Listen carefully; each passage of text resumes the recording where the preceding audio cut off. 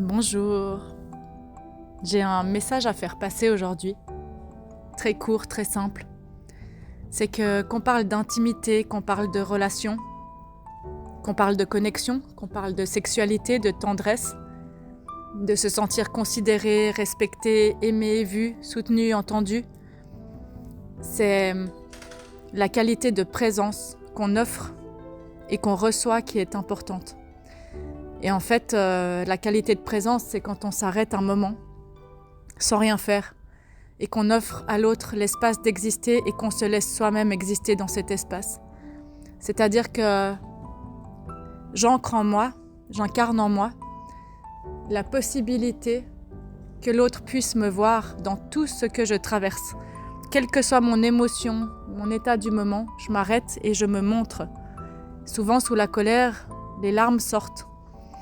Peut-être que mon visage va trembler, mais c'est de vous asseoir l'un en face de l'autre et de vous contempler avec une musique douce et de laisser émerger ce qui sort, quel que soit ce que vous êtes en train de vivre dans ce lien, de s'arrêter et de créer un espace de qualité de présence. Et ça nous aide à reconnecter à l'essentiel, à se laisser voir, se donner la possibilité d'être vu par l'autre et de se laisser la possibilité d'accueillir l'autre et de le voir ou de la voir tel que l'autre se présente à l'instant T. Pas tel que je le ou la connais, ni tel que je l'imagine ou l'interprète, mais vraiment dans ce qu'il ou elle est au présent.